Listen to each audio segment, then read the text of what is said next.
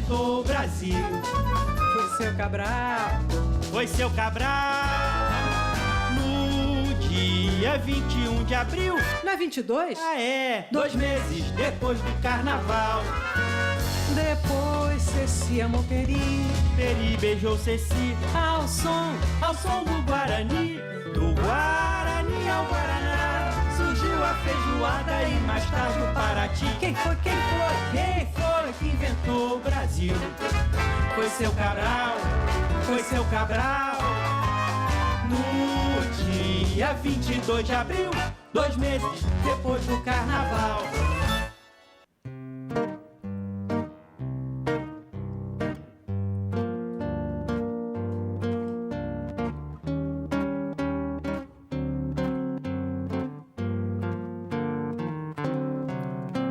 O sal das minhas lágrimas de amor criou o mar que existe entre nós dois pra nos unir e separar.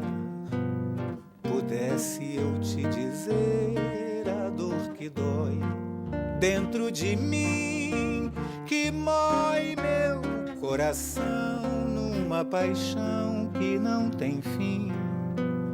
Ausência tão cruel, saudade tão fatal, saudade do Brasil em Portugal. Meu bem, sempre que ouvires um lamento crescer desolador na voz do vento, sou eu em solidão pensando em ti, chorando todo o tempo que perdi. O sal das minhas lágrimas de amor criou o mar que existe entre nós dois pra nos unir e separar. Pudesse eu te dizer a dor que dói dentro de mim, que mói meu coração numa paixão que não tem fim. Ausência tão cruel, saudade tão fatal, saudade do Brasil em Portugal. Meu bem, sempre que ouvires um lamento crescer desolador na voz do vento, sou eu em solidão pensando em ti, chorando todo o tempo que perdi. Sou eu em solidão pensando em ti, chorando todo o tempo que perdi.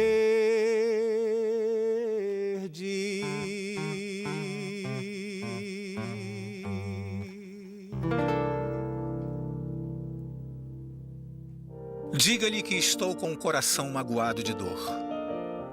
Não por mim que estou velho, e morrer fuzilado hoje ou amanhã de qualquer moléstia é coisa para mim indiferente. É por seus filhos inocentes que choro hoje. Ele que trate de salvar a coroa para eles, porque para si está perdida. A sentença, o imperador mesmo a lavrou e já não pode subtrair-se aos seus efeitos.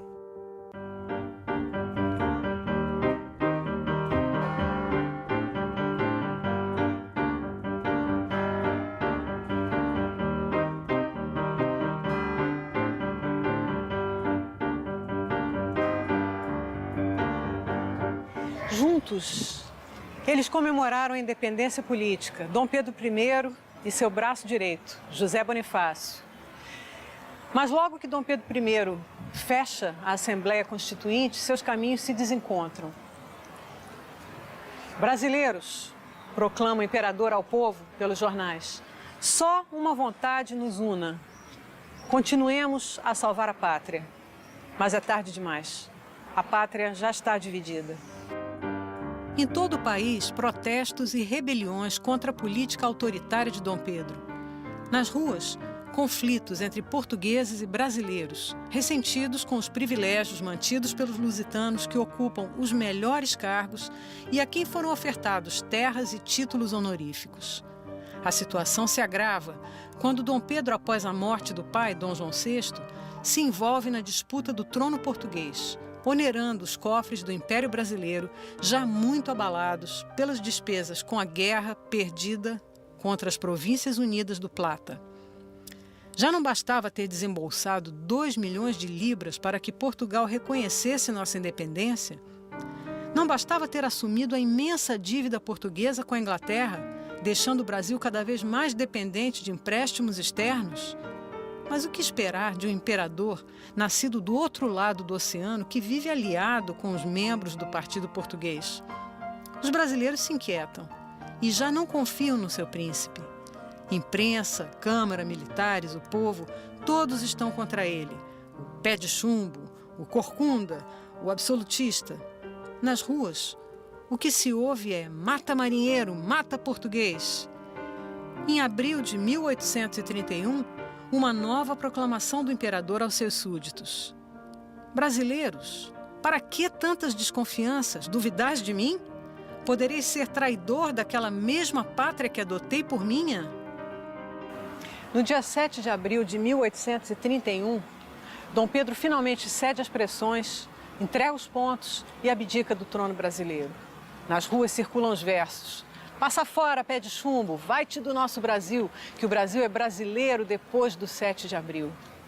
Antes de partir, nomeia José Bonifácio tutor do seu pequeno herdeiro de apenas 5 anos de idade, Pedro de Alcântara.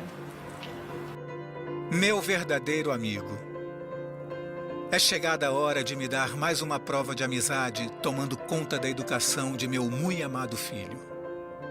Na mesma noite, deixa o palácio sem se despedir do filho, que mais tarde receberia uma carta sua.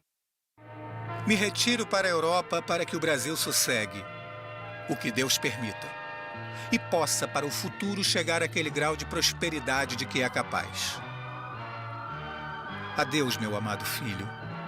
Receba a bênção de seu pai, que se retira saudoso e sem mais esperança de o ver. Tão longe de mim distante, onde irá teu pensamento? Tão longe de mim distante, onde irá teu pensamento? Quisera saber agora, quisera saber agora, se esqueceste, se esqueceste, se esqueceste o juramento.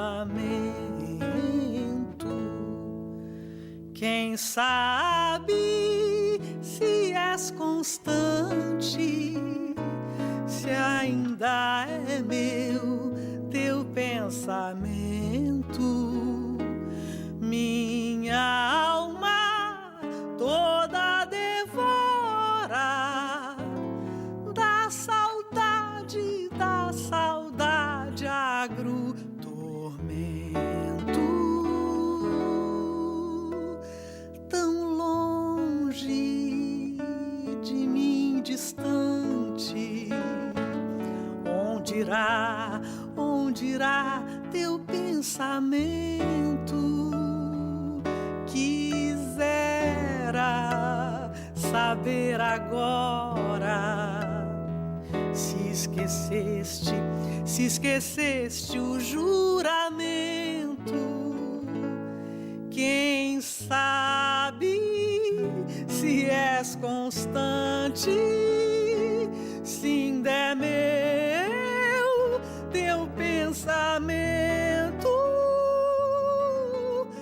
minha alma toda devora da saudade, da saudade, agro tormento.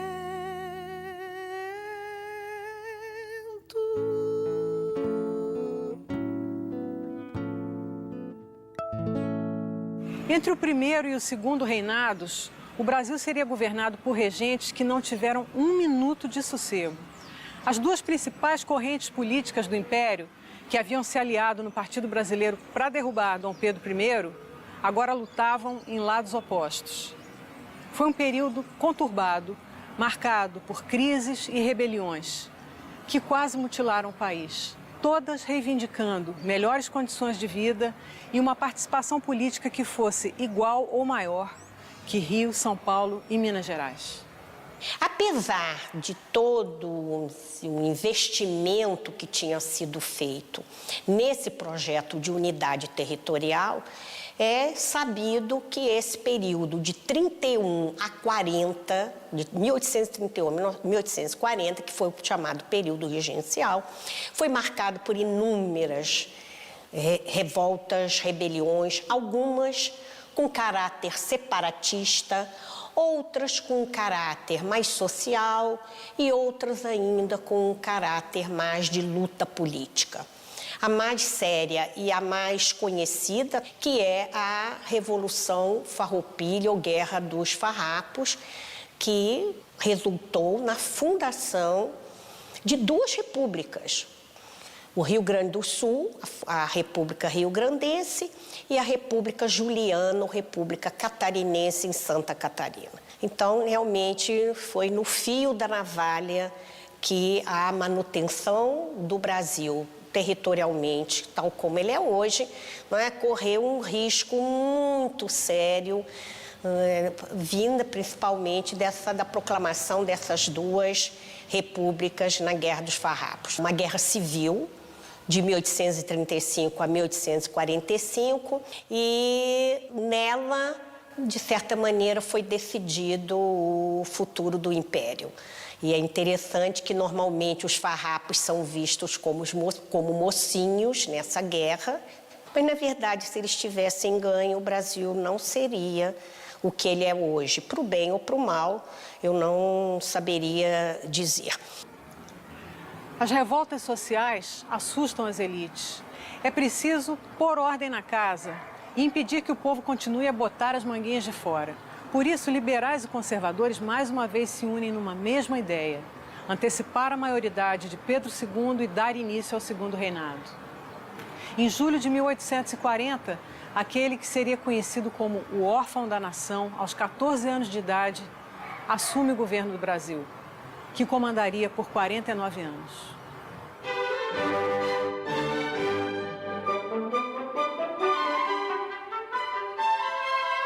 Eu acho que não é difícil entender por que a maioridade de Dom Pedro. Na verdade, a avaliação era de que a volta de uma figura com legitimidade, com reconhecimento nacional, mesmo com 14 anos, era preferível do que aos regentes e às regências. Isso aqui, quando Cabral descobriu no Brasil o caminho das Índias, falou ao Peru, vais para caminho escrever para o rei. Que terra linda assim não há, com tico-ticos no fubá. Quem te conhece não esquece, meu Brasil é com S. O caçador de esmeraldas achou uma mina de ouro. Caramuru deu chabu e casou com a filha do pajé. Terra de encanto, amor e sol, não fala inglês nem espanhol. Quem te conhece não esquece, meu Brasil é com S. E pra quem gosta de boa comida, que é um prato cheio. Até Dom Pedro abusou do tempero e não se segurou. Ó natureza generosa, está com tudo e não está prosa. Quem te conhece não esquece, meu Brasil é com S. Na minha terra onde tudo na vida se dá um jeitinho, ainda hoje invasores namoram a tua beleza.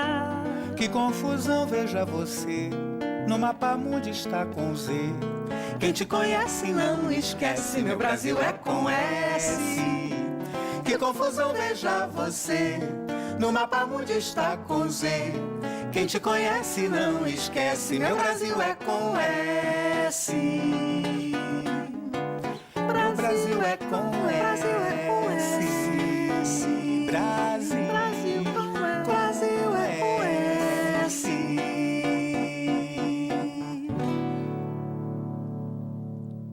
Foi seu Cabral no dia 22 de abril, 2 meses depois do carnaval.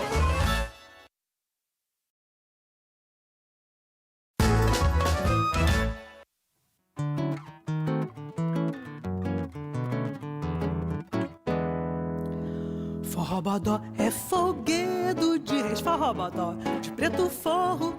Tem o forrobodó na praia, iaia, tem o forrobodó no morro. Forrobodó de Dom Pedro é que nem forrobodó de seu lacaio, faz rebolar até um poste. Não há quem não goste do forrobodó.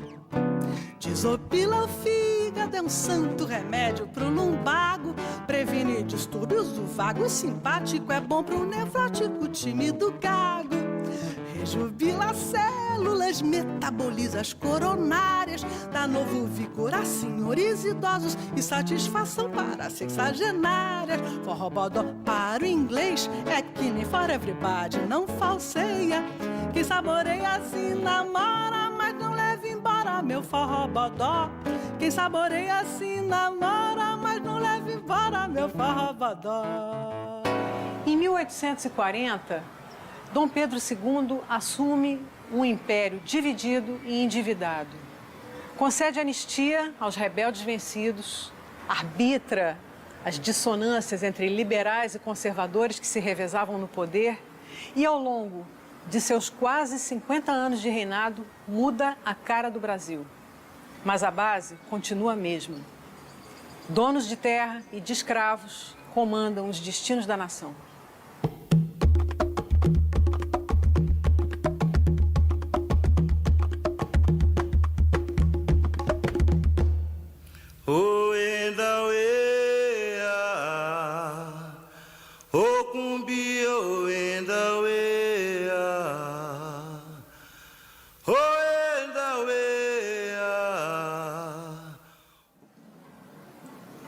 Independentes politicamente, enfim, mas financeiramente dependentes dos países industrializados, principalmente da Inglaterra.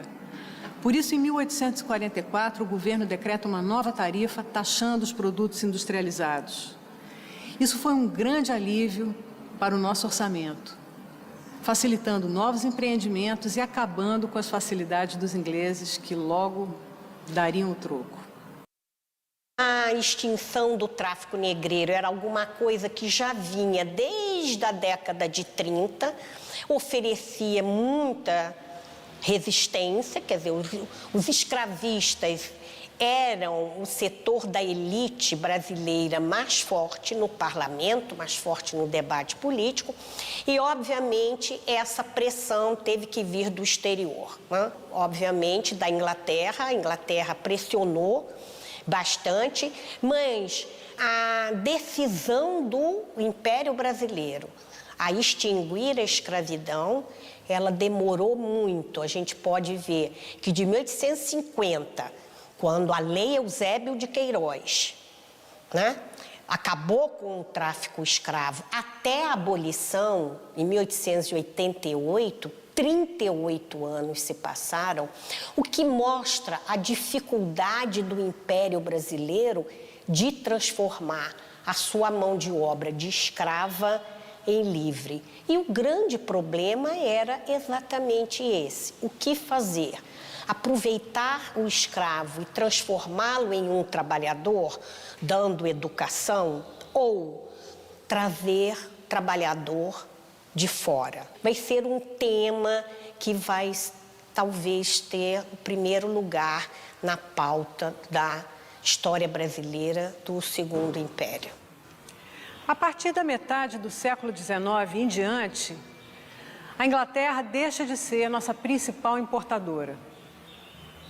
Embora continuássemos comprando quase tudo dos britânicos, passamos a exportar muito mais para os Estados Unidos, nosso grande comprador de café.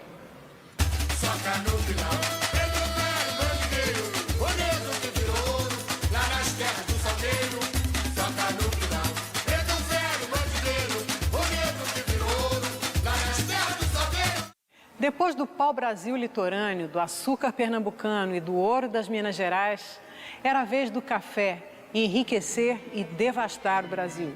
Ele veio da Etiópia e chegou no Brasil pelas mãos do sargento-mor Francisco de Melo Palheta, que conseguiu contrabandear suas sementes depois de encantar a esposa do governador da Guiana Francesa.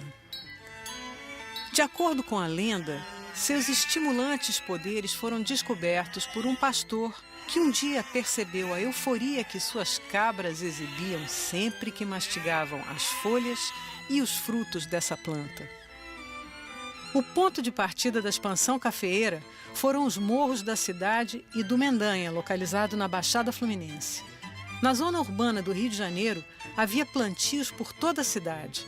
No interior do estado, o plantio tomou duas direções. Pelo caminho de São Paulo, chegou a Resende, e a leste do estado, irradiou-se a partir de Nova Friburgo. Mas foi no Vale do Rio Paraíba que o café encontrou as condições ideais para florescer. O município de Vassouras foi a capital do café e o Porto do Rio, o mais importante do Império. A partir de 1840, a economia brasileira, em crise desde a independência, começa a sua recuperação.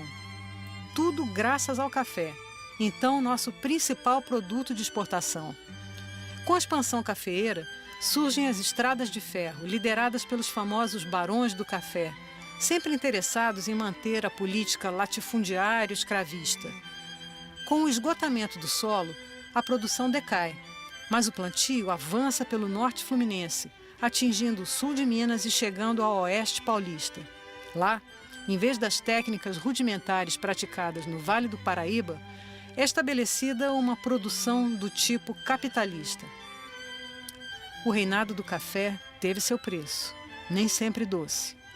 Matas foram derrubadas, colonos e tribos foram expulsos e milhares de homens foram escravizados.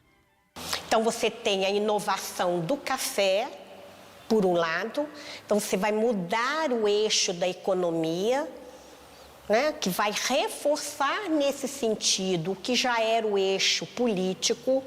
Então é muito interessante o café trazido do norte para o centro-sul, primeiro para o Rio de Janeiro, o estado do Rio de Janeiro, e avançará por São Paulo. E o segundo ponto, que é a substituição da mão de obra. Um dos elementos fundamentais do debate abolicionista, e por isso demorou tanto, por isso o Brasil foi o último país, é que além, obviamente, das questões econômicas, havia uma capilaridade muito grande do uso da escravidão. O que eu quero dizer é o seguinte: mesmo pobres tinham escravos.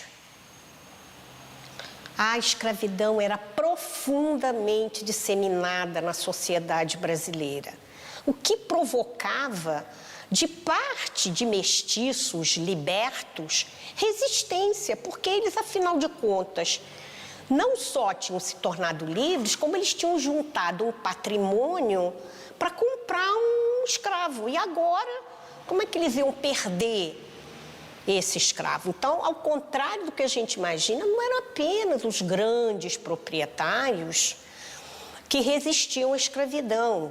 Quanto mais a escravidão era disseminada, maior resistência havia. Financiado pelo café, o país inicia seu caminho rumo à modernização. Surgem bancos, caixas econômicas, companhias de seguro e empresas industriais.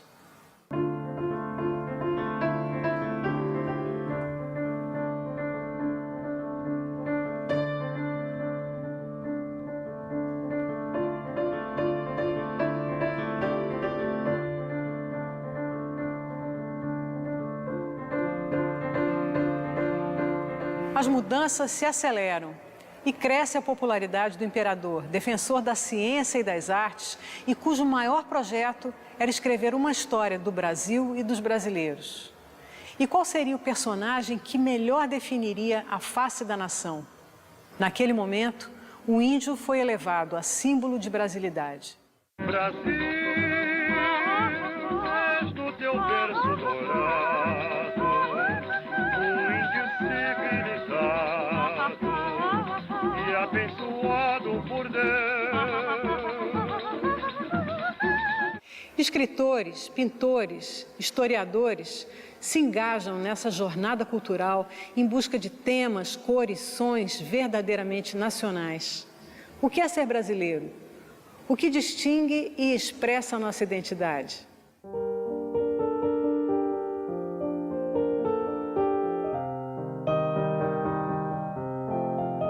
Com o patrocínio do imperador, é criado o Instituto Histórico e Geográfico Brasileiro e é lançada a primeira História Geral do Brasil. Publicada em 1854, é um imenso painel do Brasil Colônia e é cheia de predicados. Mas como tantos livros de história, não contava tudo. O Brasil de suas páginas é idealizado e branco.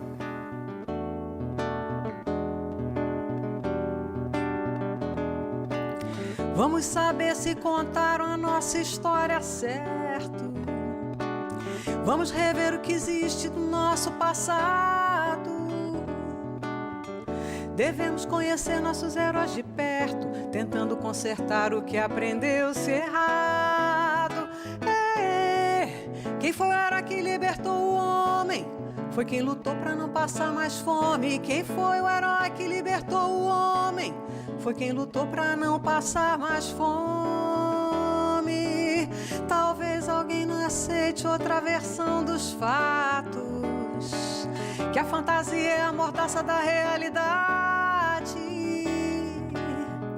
Os ídolos de barro para os insensatos e aos verdadeiros homens, homens de verdade. Quem foi o herói que era fidalgo e nobre? Foi o varão de uma rameira pobre.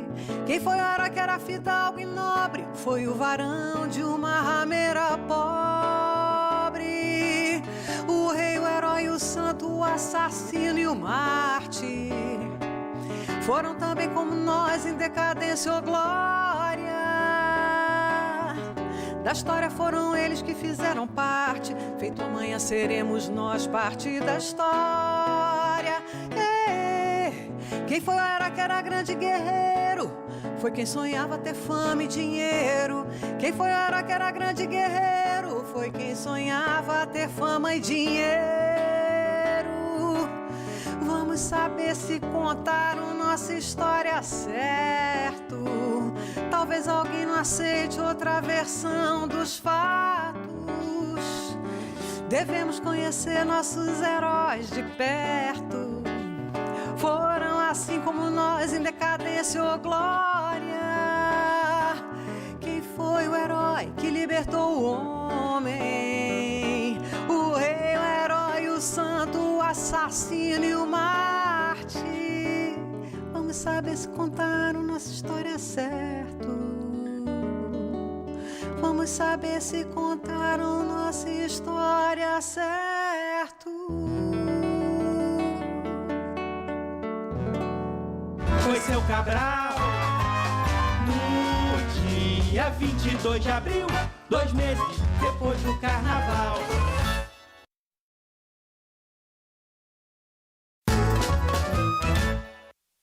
Tu ontem na dança que cansa voavas com as faces em rosas formosas de vivo, lascivo carmim. Na valsa tão falsa corrias, fugias, ardente, contente, tranquila, serena, sem pena de mim. Quem dera que sintas as dores de amores que louco senti. Quem dera que sintas, não negues, não mintas, eu vi. Meu Deus, eras bela donzela, valsando, sorrindo, fugindo, qual silfo risonho que em sonho nos vem. Mas esse sorriso tão liso que tinhas nos lábios de rosa formosa, tu davas, mandavas a quem? Quem dera que sintas as dores de amores que louco senti. Quem dera que sintas, não negues, não mintas, eu vi. Calado, sozinho, mesquinho, em zelos ardendo, eu vi te correndo, tão falsa na valsa veloz. Eu triste vi tudo, mas mudo não tive nas galas das salas, nem falas, nem cantos, nem prantos, nem voz. Quem dera que sintas as dores de amores que louco senti. Quem dera que sintas, não negues, não mintas, eu vi. Na valsa cansaste, ficaste prostrada, turbada, pensavas, cismavas, estavas tão pálida então. Qual pálida rosa mimosa no vale do vento cruento, batida, caída, sem vida no chão. Quem dera que sintas as dores de amores que louco senti. Quem dera que sintas, não negues, não mintas, eu vi. Tu ontem na dança que cansa voavas com as faces em rosas formosas de vivo lascivo carmim. Na valsa tão falsa corrias, fugias ardente, contente, tranquila, serena, sem pena de mim.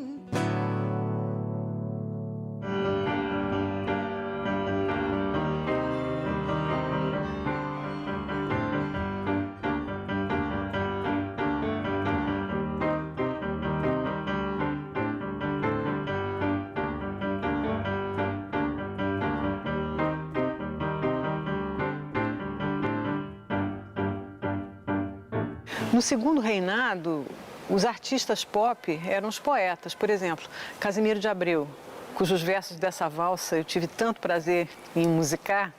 Outro, Castro Alves, que teve a ousadia de dizer: eu sinto em mim o borbulhar do gênio. Só podia ser um baiano, né? Naquele tempo, eles já eram assim. Mas você sabe que eu acho que a música popular ainda não existia, essa compreensão da música popular como forma de arte. A poesia é que tinha esse foco. E como morriam cedo, né, esses meninos? Morriam cedo, mas deixavam obras incríveis. É formosa, meu Deus. Desde que a vi, na minha alma suspira a sombra dela. E sinto que podia, nesta vida, num seu lânguido olhar, morrer por ela. Desde a independência, o romantismo estava a toda, expondo sentimentos e valores de uma jovem e orgulhosa nação.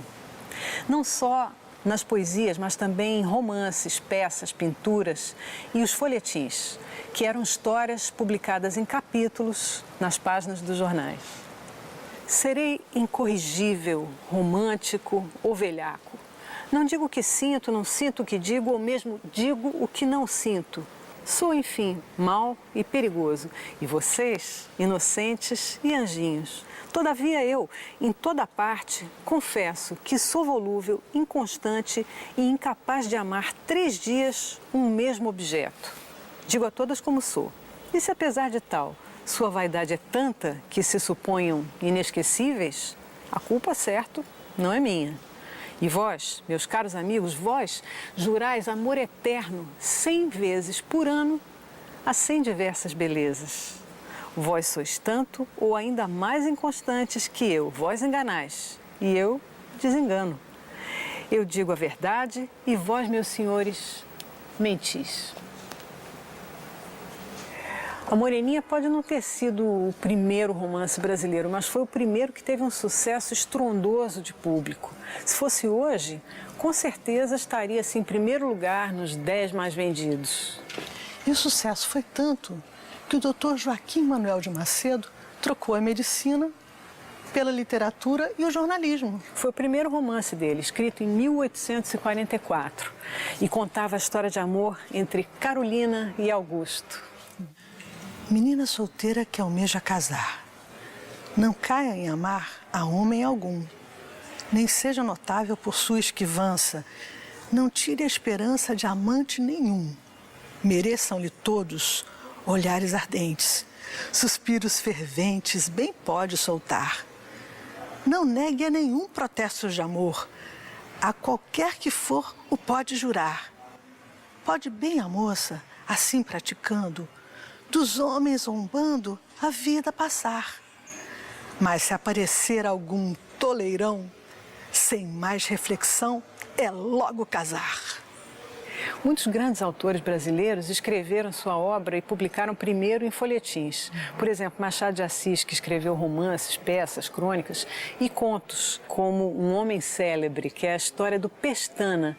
Pestana era um compositor cujo sonho era escrever uma sonata, mas bastava ele sentar no piano que saía uma polca atrás da outra.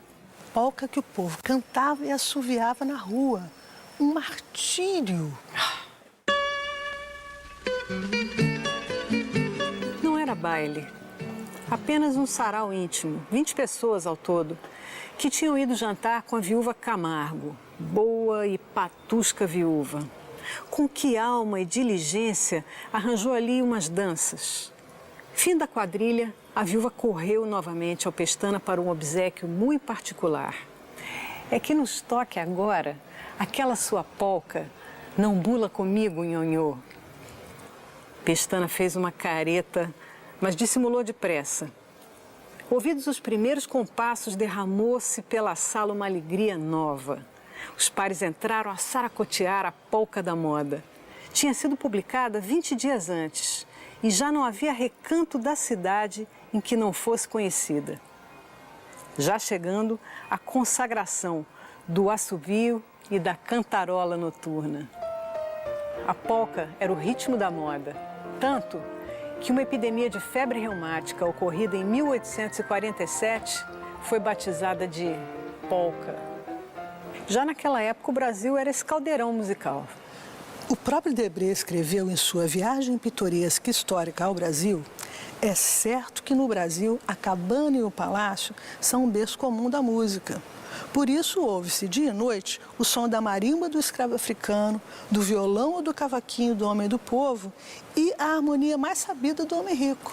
E você sabe que a família real era louca por música. Os livros garantem. A arte preferida da corte portuguesa no Rio era a música. O Rio não era só centro musical.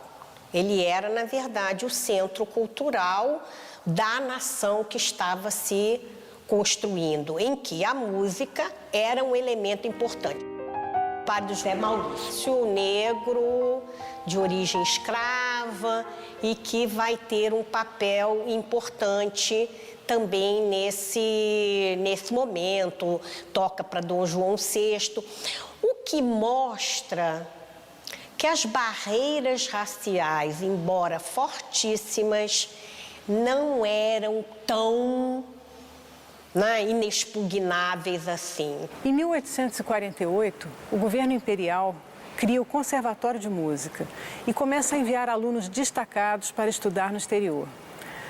Um desses eleitos foi Antônio Carlos Gomes, que ganhou do imperador uma pensão anual para estudar na Europa.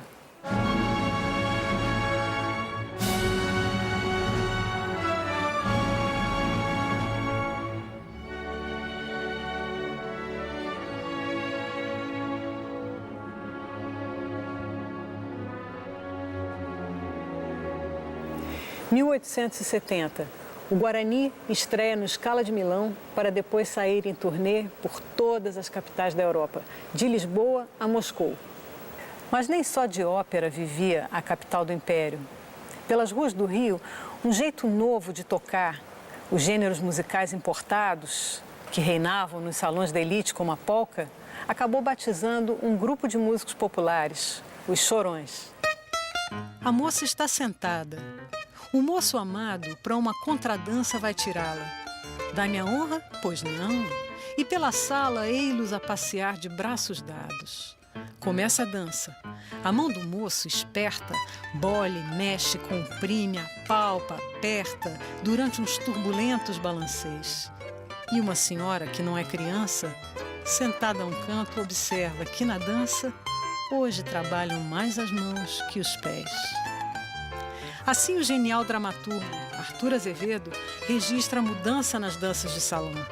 No lugar da quadrilha, do minueto, os corpos agora dançam enlaçados, a valsa, o tango e, sobretudo, a polca, que entre nós adquire tonalidades negras e lusitanas. Nos subúrbios cariocas, nas casas e salões da Cidade Nova, um jeito lamentoso de tocar a flauta e dedilhar as cordas do violão fez nascer aquela que seria considerada a primeira música urbana genuinamente brasileira, o choro.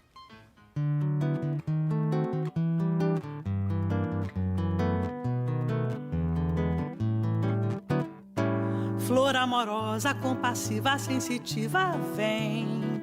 Porque, oh, uma rosa orgulhosa, presunçosa, tão vaidosa, pois olha, a rosa tem prazer em ser beijada, é flor, é flor. Oh, deite um beijo, mas perdoa, foi à toa, meu amor. Em uma taça perfumada de coral, um beijo dar, não vejo mal. É um sinal de que por ti me apaixonei. Talvez em sonhos foi que te beijei. Se tu quiseres extirpar dos lábios meus um beijo teu, tira-o por Deus. Vê se me arrancas esse odor de resedar. Sangrar minha boca é um favor, vem cá. Flor amorosa, compassiva, sensitiva, vem. Porque, oh, uma rosa orgulhosa, presunçosa, tão vaidosa, pois olha, a rosa tem prazer em ser beijada, é flor, é flor. Oh, deite um beijo, mas perdoa, foi à toa, meu amor. Não deves mais fazer questão, já pedi, queres mais, toma o coração. Ah, tem dó de meus ais, perdão, sim ou não, sim ou não. Olha que eu estou ajoelhado a te beijar, a te oscular os pés, sob os teus olhos tão cruéis. Se tu não me quiseres perdoar, beijo algum em mais ninguém eu hei de dar. Se ontem beijavas um jardim do teu jardim a mim, a mim. Oh, porque juras mil torturas, mil agruras, porque juras meu coração delito algum por te beijar, não vê, não vê. Oh, por um beijo, um gracejo, tanto beijo, mas por quê? A Chiquinha traz um elemento que talvez parecido um pouco com o padre Zé Maurício. A gente tem que ter cuidado para não tomá-la como um modelo amplo, porque é uma exceção, né? Uma mulher num espaço musical. É uma dupla exceção, principalmente pelo tipo de extração social que ela é, né? Não é uma pessoa do povo, né? Ela tem uma família importante. Como se sabe, nada nem ninguém foi capaz de separar Chiquinha da música, muito menos o marido, que cometeu o pecado de dizer ou o casamento ou a música. Senhor, meu marido, não concebo a vida sem harmonia. Grande Chiquinha, uma pioneira, tanto musical quanto amorosamente.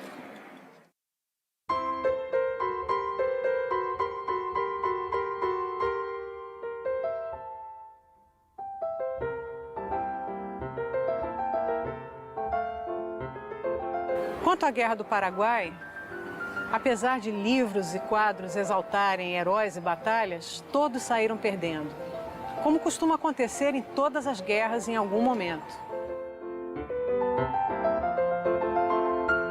Centenas de milhares de vidas interrompidas. Um país, o Paraguai, literalmente devastado. E no Brasil, uma monarquia com o destino selado.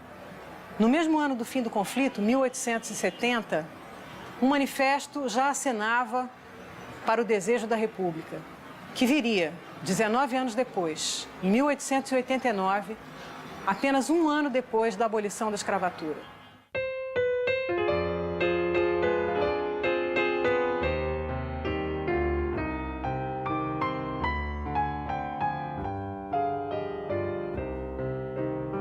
Entre os abolicionistas, a minha, a sua, a nossa, Chiquinha Gonzaga. Vida, valsa, vibração, velas ao vento, tempo, tentação. Quem descobrirá, quem compreenderá o perfume da ilusão? Uma cisma, um verso, uma canção, um realejo, um beijo, uma emoção, um desejo, um sonho, um momento, um vinho, uma sensação. Amigo, a vida é perfume que paira pelo ar, uma impressão dos sentidos que em vão tentamos alcançar. Passa e exala a beleza, certezas e sinais. A noite, quando escurece, desaparece, não se reconhece mais. Perfumes do tempo, divinos perfumes, amores sedentos de mistério, de aroma e de ciúme, perfume embriagador, juventude que brilha um momento, perfumes no vento se desfazem pelo ar. Vida, valsa, vibração, velas ao vento, tempo, tentação. Quem descobrirá, quem compreenderá o perfume da ilusão? Uma cisma, um verso, uma canção, um realejo, um beijo, uma emoção, um desejo, um sonho, um momento, um vinho, uma sensação.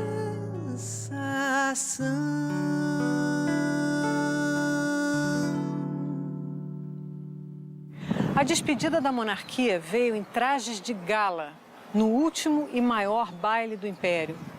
Enquanto os convidados dançavam ao som de valsas imperiais nos salões da Ilha Fiscal, no Largo do Paço, uma banda da polícia tocava lundus e fandangos para o povo que lotava o Cais Farrou, sem imaginar que apenas 6 dias depois, Dom Pedro II, conhecido como o maior dos brasileiros, deixaria o Brasil para sempre.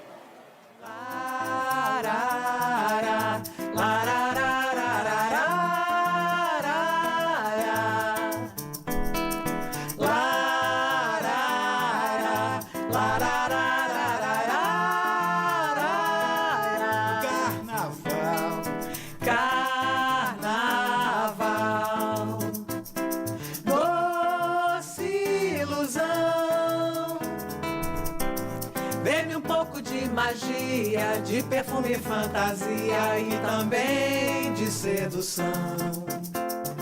Quero sentir nas asas do infinito minha imaginação.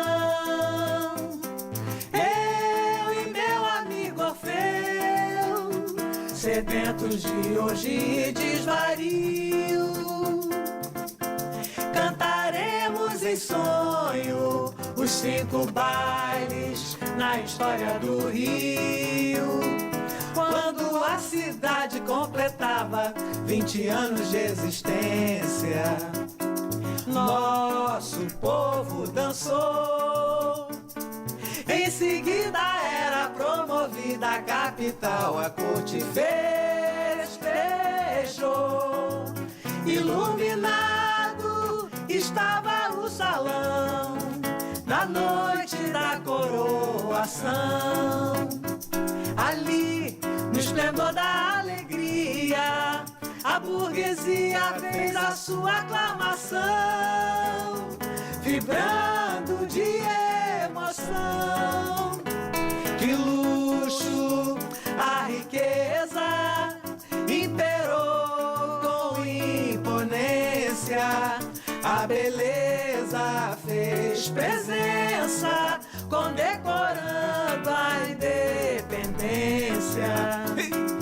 Ao erguer a minha taça com euforia, brindei aquela linda valsa, já no amanhecer do dia, a suntuosidade me acenava e alegremente sorria. Algo acontecia, era o fim da monarquia. Algo acontecia, era o fim da monarquia. Lá